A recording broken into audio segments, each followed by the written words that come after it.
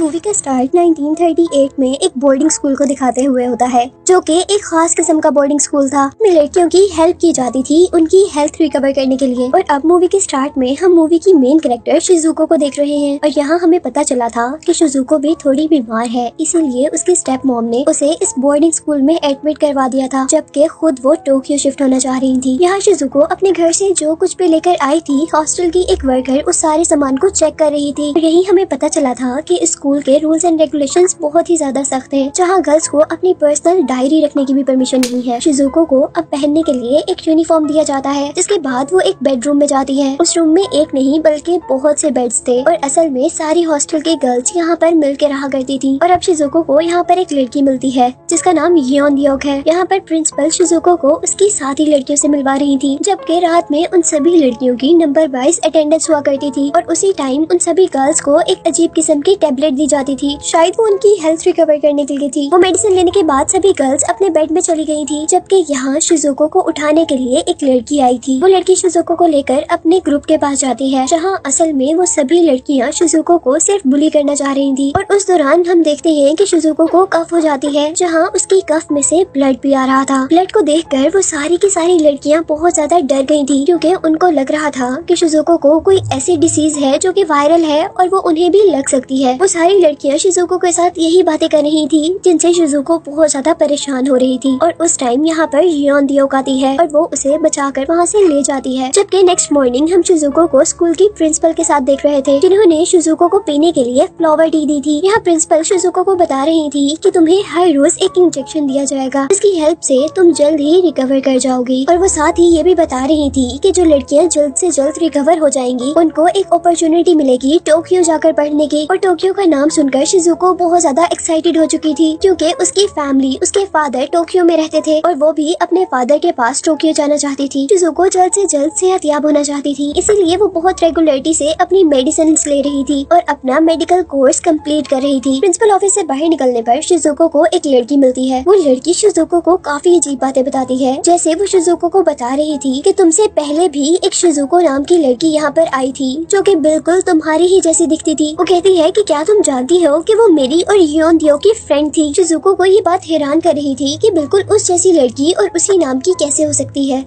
वो लड़की शिजुको को बता रही थी कि तुम जैसी दिखने वाली लड़की एक दिन अचानक स्कूल से गायब हो गई थी। और ये सुनते ही शिजुको बहुत ज्यादा डर जाती है। और उसी दौरान अब दोबारा यहाँ पर योन दियोक आती है। वो शिजुको से पूछती है कि तुम परेशान क्यों हो, लेकिन शिजुको उसे कुछ भी नहीं बताती, जबकि उसे लग रहा था कि शिजुको इस वजह से परेशान है क्योंकि हॉस्टल वालों ने उसे उसकी पर्सनल डायरी नहीं रखने दी। इसीलिए वो शिजुको को एक पर्सनल प्लेस पर लेकर जाती है, जहाँ उसने अपनी एक सीक्रेट डायरी छुपा कर रखी हुई थी और वो डायरी शिजुको को दे देती है। जहाँ हम देख रहे थे कि उन दोनों के दरमियान में अब अच्छी बॉन्डिंग होना शुरू हो गई थी और शिजुको अब योन दियोक से अपने पर्सनल्स भी शेयर कर रही थी। शिजुको उसे अपने यहाँ आने की वजह ये बता रही थी कि क्योंकि उसकी फैमिली टोक्यो शिफ्ट होना चाहती थी, जबकि वो बीमार हो चुकी थी, इसीलिए उसकी स्टेप मॉम ने उसे यहाँ पर एडमिट करवा दिया था। इसके बाद हम हॉस्टल की सभी गर्ल्स को एक ग्राउंड में देख रहे थे, जहाँ उन्हें फिजिकली फिट रहने के लिए कुछ एक्टिविटीज करवाई जाती थी। लेकिन शिजुको एक भी एक्टिविटी और एक भी टास्क को कंप्लीट नहीं कर पाई थी, जिससे वहाँ के डॉक्टर्स को पता चला था कि शिजुको फिजिकली बहुत ज्यादा अनफिट है।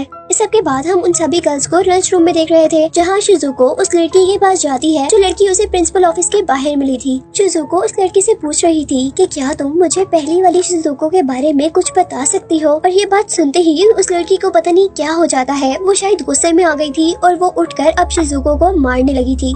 उनकी लड़ाई देखकर अब योन दियोक जल्दी से यहाँ पर आकर शिजुको को बचा लेती है, लेकिन दूसरी तरफ यहाँ दूसरी लड़की की हालत काफी खराब हो चुकी थी। उसकी बॉडी जोर जोर से कांप रही थी, उसकी आईज भी टेढ़ी हो चुकी थी। उसकी बॉडी के टेढ़े होने के साथ साथ उसके माउथ में से एक अजीब व्हाइट कलर का लिक्विड भी निकल रहा था, जिसे देखकर वहाँ की सभी गर्ल्स बहुत ज्यादा घबरा गई थी। अब नेक्स्ट सीन में हम शिजुको को मेडिकल रूम में देख रहे थे, जहाँ पर वो इंजेक्शन लेने आई थी। और यहाँ शिजुको के पास दोबारा वही लड़की आती है जिसका नाम कीरा था, जिससे शिजुको की पहले लड़ाई भी हो चुकी थी। लेकिन पिछले सीन में जैसी उसकी तबीयत थी उस लिहाज से अब वो बिल्कुल फिट लग रही थी और वो शिजुको से इस तरह बात कर रही थी जिस तरह पहले कुछ हुआ ही ना हो।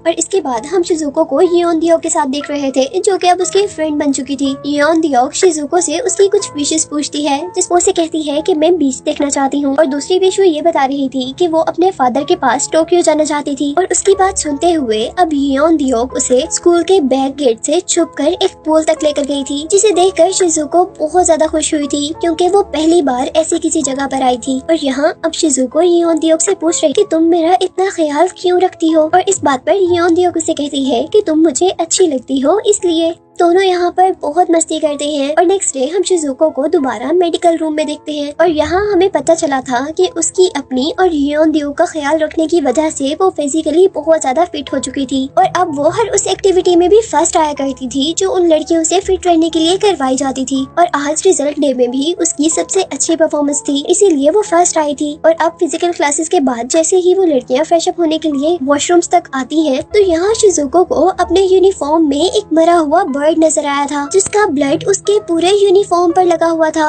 और साथ ही वो ब्लड अब उसके हैंड्स पर भी लग गया था। और अभी हम देखते हैं कि यहाँ पर वही लड़की कीरा आई थी, जो कभी उसे लड़ती थी और कभी उसे खुश हो जाया करती थी, और आज वो शिजुको को बहुत बुरी बुरी बातें कह रही थी, क्योंकि शायद वो आज शिजुको से जेलस थी, क्योंकि वो भी शिजुको जितनी ही मेहनत कर रही थी टोक्यो जाने के लिए, जबकि फर्स्ट वो नहीं बल्कि शिजुको आ गई थी। इन सब बातों को सुनकर अब शिजुको भी गुस्से में आ गई थी, इसीलिए हम देखते हैं कि शिजुको अपना ब्लड से भरा हुआ यूनिफॉर्म पहनती है और अपने हाथ में वो मरा हुआ बर्ड उठाती है, जो कि उसे अपने यूनिफॉर्म से मिला था। यहाँ वो गुस्से में उस बर्ड को कीरा की प्लेट में डाल देती है। इस सीन के बाद हम देखते हैं कि शिजुको को जब से ये मरा हुआ बर्ड मिला था, उस दिन के बाद से ही उसके साथ अजीबोगरीब चीजें होना शुरू हो गई थी। जैसे इस वक्त जैसे ही वो अपने रूम में गई थी, तो उसे येन दियोक के बेड के पास से एक डायरी मिली थी। वो जैसे ही उस डायरी को उठाती है, तो उसे उस डायरी के अंदर से एक लॉकेट और एक फोटो मिलती है। शिजुको उस फोटो को देख रही होती है कि उसी दौरान उसका लॉकेट उसके हाथ से नीचे गिर जाता है, और जैसे ही शिजुको उस लॉकेट को उठाने के लिए नीचे झुकी थी, तो उसे पहले ही बेड के नीचे से एक अजीब हाथ ने उस लॉकेट को उठा लिया था। ये सब देखकर शिजुको एक सेकंड के लिए बहुत ज्यादा डर गई थी, और अब शिजुको हिम्मत कर बेड के नीचे देखती है कि वहाँ पर कौन है जिसने लॉकेट उठाया था,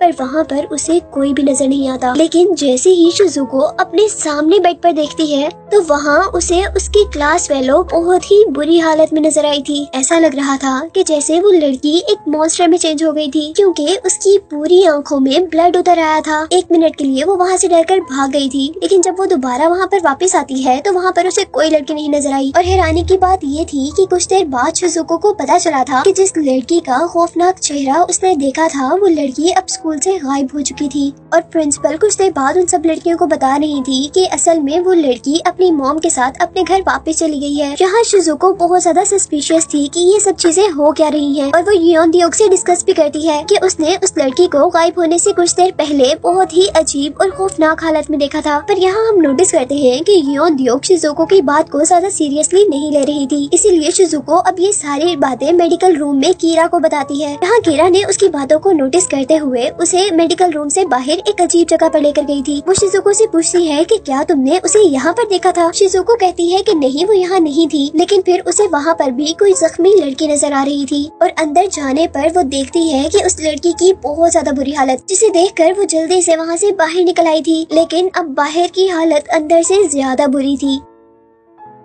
यहाँ पर कीरा खुद ही अपना गला दबा रही थी, और शिजुको को देखते ही देखते कीरा नीचे गिरते हुए बहुत ही बुरे तरीके से फोल्ड हो चुकी थी। और शिजुको अब इन सारी चीजों से परेशान होकर जल्दी से मेडिकल रूम की तरफ भागती है, और वहाँ से एक नर्स को बुला कर लाती है। अब शिजुको और नर्स जैसे ही उस जगह तक पहुँचे थे जहाँ पर कीरा थी, तो उन्हें वहाँ पर कोई भी नहीं मिला था। ना तो कीरा मिली थी और ना ही उस रूम के अंदर वो जख्मी लड़की मिली थी जिसे शिजुको ने देखा था। शिजुको को यहाँ पर होने वाली कोई भी चीज समझ नहीं आ रही थी, और अब वो उसी रूम में जाती है जहाँ पर वो सारी गर्ल्स मिलकर रहा करती थी। और यहाँ वो नोटिस करती है कि पिछली लड़की की तरह अब कीरा का सामान भी यहाँ से उठा दिया गया है। और इन सारी बातों का पता चलाने के लिए अब वो प्रिंसिपल के पास जाती है। वो प्रिंसिपल से कीरा के बारे में पूछ रही थी, और प्रिंसिपल उन्हें बताती है कि कीरा का दूसरे स्कूल में ट्रांसफर हो गया है। जिसके बाद नेक्स्ट सीन में हम शिजुको और येन दियोक को साथ देखते हैं, जहाँ पर वो आपस में एक दूसरे की प्रोग्रेस के बारे में बात कर रहे थे। वो लोग बात कर रहे थे कि जो भी फर्स्ट आएगा वही टोक्यो जाएगा, और सबको लग रहा था कि येन दियोक फर्स्ट आएगी, क्योंकि वो बहुत ज्यादा मेहनत कर रही थी।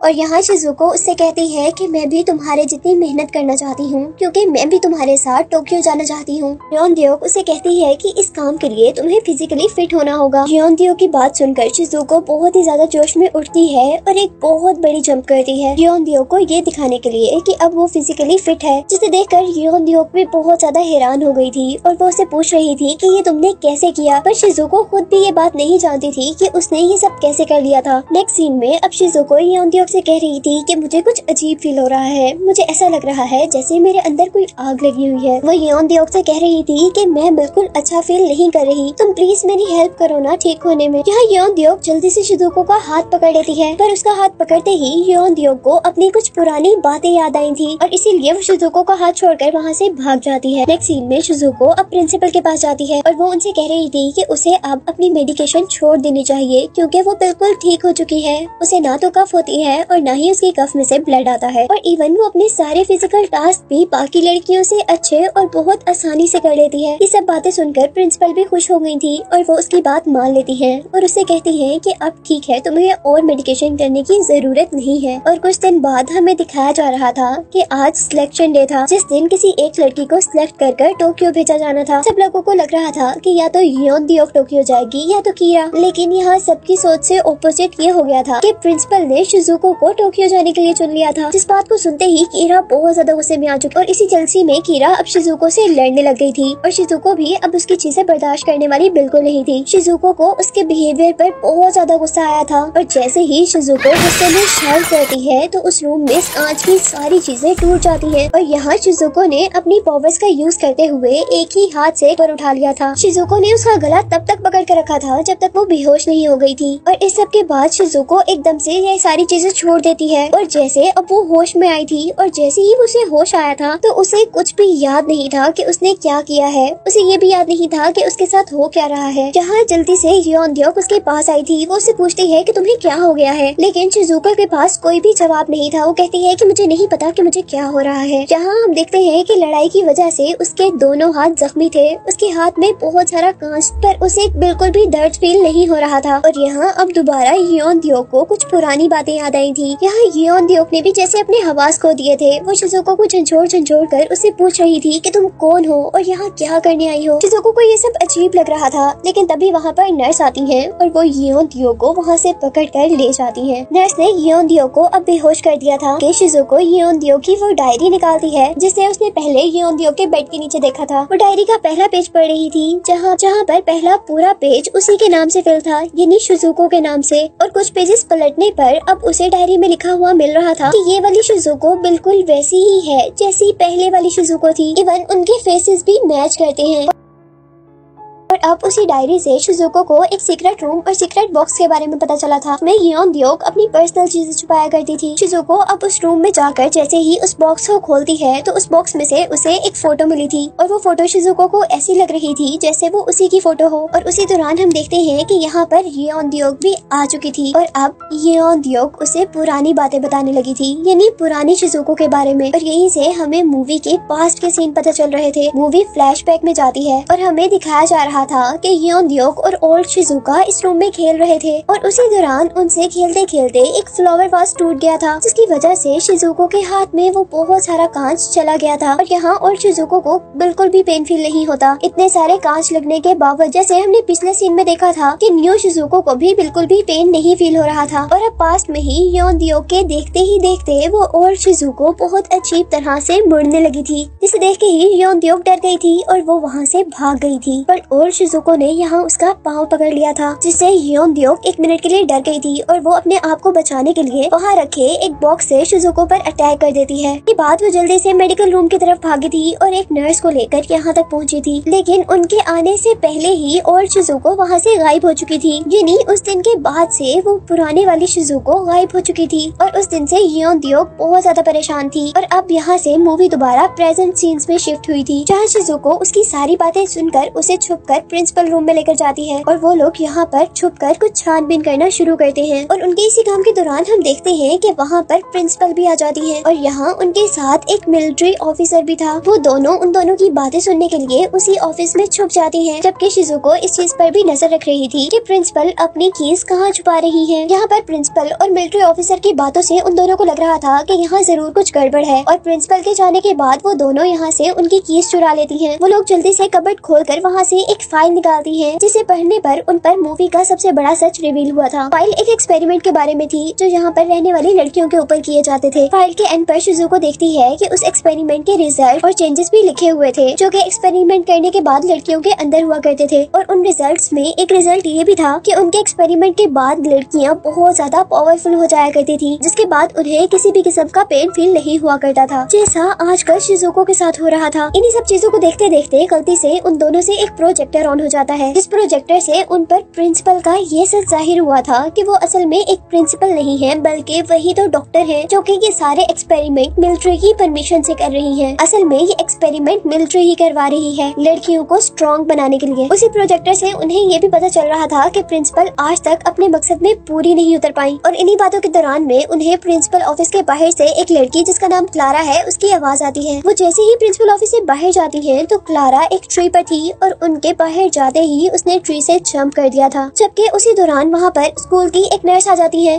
वो नर्स सारी लड़कियों को जल्दी जल्दी स्कूल के अंदर ले जाती है, लेकिन अंदर आते ही नर्स को ये पता चला था कि शिजुको और योनद्योक तो स्कूल के अंदर आई ही नहीं है। असल में वो दोनों मौका पाते ही स्कूल से भाग चुकी थी। वो लोग जंगल में भाग रही होती हैं तो थोड़े दूर जाने पर उन्हें वहाँ पर मिलिट्री बेस नजर आती है, जहाँ से वही मिलिट्री ऑफिसर जिसको हमने प्रिंसिपल ऑफिस में देखा था वो उन दोनों को पकड़ लेता है। वो दोनों उसे मारने की और उससे बचने की कोशिश कर रही थी, पर उस आदमी ने जल्दी से यहाँ शिजुको को शूट कर दिया था, जबकि योनद्योक यहाँ से भाग चुकी थी। ये बात हम शिजुको को अब एक रूम में देखते हैं जो कि वैसा ही एक्सपेरिमेंट रूम था जैसा एक्सपेरिमेंट रूम प्रोजेक्टर में प्रिंसिपल ऑफिस में देखा गया था। और यही दूसरी तरफ हमें ये भी पता चला था कि योनद्योक असल में वहाँ से भागी नहीं थी, बल्कि वो शिजुको को बचाने के लिए प्रिंसिपल ऑफिस से गन लेने गई थी और अब वो उसे बचाने के लिए उस एक्सपेरिमेंट रूम तक पहुँच भी गई थी। लेकिन इससे पहले कि वो अपनी फ्रेंड शिजुको को बचा पाती, यहाँ पर दोबारा मिलिट्री ऑफिसर आ गए थे और उन्होंने यहाँ पर योनद्योक को पकड़कर एक क्रिस्टल के कंटेनर में बंद कर दिया था जिसमें अब पानी भरने लगा था। अब यहाँ हमें दोबारा स्कूल का सीन दिखाया जा रहा था, जहाँ पर नर्स सारी लड़कियों को मास्क पहना रही थी, जिसकी हेल्प से उन्हें एक अजीब सी मेडिसिन इनहेल करवाई जा रही थी। और यही प्रिंसिपल अब बहुत ज्यादा खुश थी क्योंकि अगली सुबह उनकी जीत की सुबह थी, जब वहाँ उनका एक्सपेरिमेंट पूरा हो जाना था। असल में अगली सुबह उनकी सारी गर्ल्स बहुत ज्यादा पावरफुल होने वाली थी, जिसके बाद वो उन गर्ल्स को मिलिट्री को दे दी, जिसके बदले में उन्हें बहुत ज्यादा पैसा मिलना था। और उसी दौरान हम देखते हैं कि प्रिंसिपल ऑफिस में भी वही मिलिट्री ऑफिसर आया था जो कि हमें उनका पार्टनर लग रहा था, पर यहाँ वो ऑफिसर असल में प्रिंसिपल को धोखा दे रहा था। वो इस एक्सपेरिमेंट का सारा क्रेडिट खुद लेना चाहता था, इसीलिए उसने सारी अथॉरिटीज प्रिंसिपल से खत्म कर खुद पर ले ली थी। और यहाँ प्रिंसिपल रो रो कर उससे रिक्वेस्ट कर रही थी कि प्लीज मेरे साथ ऐसा नहीं करो, मेरी जिंदगी भर की मेहनत पानी में मिल जाएगी। और यही दूसरी तरफ हम देखते हैं कि शिजुको को भी एक्सपेरिमेंट रूम में होश आ चुका था और अब जैसे ही वो उस बेड से उठकर इधर उधर देखती है तो उसे एक दरवाजा मिलता है, जिसके अंदर जाने पर वो शॉक रह जाती है क्योंकि वहाँ ग्लास कंटेनर्स के अंदर उसकी जो फेलोज उसके सामने मरी थी वो आइस कंटेनर्स में जमी हुई खड़ी थी। यही उसकी नजर योनद्योक के कंटेनर पर भी पड़ती है, जिसे देखकर वो बहुत ज्यादा दुखी हो चुकी थी और अब वो अपनी फ्रेंड के मरने का बदला प्रिंसिपल और उस मिलिट्री ऑफिसर से लेना चाहती थी। इसीलिए अब वो वहाँ से वो गन उठाती है जो कि योनद्योक उसे बचाने के लिए प्रिंसिपल ऑफिस से लाई थी, जिसे लेकर अब वो स्कूल पहुँचती है, जहाँ पर प्रिंसिपल ने सोल्जर्स के ऊपर गन पॉइंट की हुई थी जो सोल्जर मिलिट्री ऑफिसर के साथ आए थे। अब शिजुको बहुत जोश से वहाँ पर एंट्री करती है और सारे सोल्जर्स के साथ साथ वो मिलिट्री ऑफिसर को भी शूट कर मार देती है। यहाँ प्रिंसिपल शिजुको को देखकर बहुत ज्यादा खुश थी क्योंकि उनका एक्सपेरिमेंट कामयाब हो चुका था, इसीलिए वो किसी भी तरह ये खुशखबरी मिलिट्री बेस को देना चाहती थी, लेकिन वो ये काम नहीं कर पाती क्योंकि पीछे से शिजुको आकर उन्हें मार देती है। अब जैसे ही शिजुको प्रिंसिपल को मारकर अपनी फ्रेंड योनद्योक की तरफ बढ़ रही थी तो उसे असल में पता चला था कि प्रिंसिपल भी अभी मरी नहीं है, क्योंकि वो पीछे से खड़े होकर अब शिजुको पर अटैक करने के लिए आ रही थी। वो शिजुको को शूट कर देती हैं और बुलेट जो कि शिजुको को लगी थी वो शिजुको की बॉडी से होते हुए उस कंटेनर पर लगती है जिस कंटेनर में योन द्योग थी, जिससे वो कंटेनर टूट गया था और योन द्योग भी वहाँ से बाहर गिर गई थी। ये सब देखकर शिजुको को अब और भी ज्यादा गुस्सा आ गया था, इसीलिए वो अब दोनों हाथों से प्रिंसिपल को उठाकर दूर किसी फुटबॉल की तरह दरवाजे पर फेंकती है, जिससे अब प्रिंसिपल पूरी तरह मर चुकी थी। और अब शिजुको उसको मारने के बाद अपनी फ्रेंड के पास आई थी और वो उसे जगाने की कोशिश कर रही थी, जिसका कोई फायदा नहीं था क्योंकि वो कभी नहीं जागने वाली थी। जबकि मूवी के लास्ट सीन में हमें स्कूल की बहुत बुरी हालत दिखाई जा रही थी, जहाँ सभी गर्ल्स ने मिलकर नर्स को मार दिया था और उसकी पूरी बॉडी पर एम्ब्रॉयडरी कर दी थी और आहिस्ता आहिस्ता वो सारी गर्ल्स खुद भी मर चुकी थी। स्कूल में हर तरफ डेड बॉडीज ही डेड बॉडीज नजर आ रही थी और यहाँ जो एक लड़की जिंदा थी वो शिजुको ही थी। और शिजुको अभी तक योन द्योग को अपनी गोद में लेकर बैठी हुई थी। वो अभी तक प्रिंसिपल के किए हुए एक्सपेरिमेंट की वजह से ही जिंदा थी, लेकिन अब वो भी मरने वाली थी। शिजुको अब योन द्योग से कहती है कि फाइनली हम दोनों एक साथ यहाँ से कहीं और जा सकते हैं, लेकिन वो यहाँ से और किसी जगह नहीं बल्कि दूसरी दुनिया में जाने की बात कर रही थी। यानी यहाँ पर शिजुको भी मर गई थी, जिसके साथ ये मूवी यहीं पर एंड हो जाती है।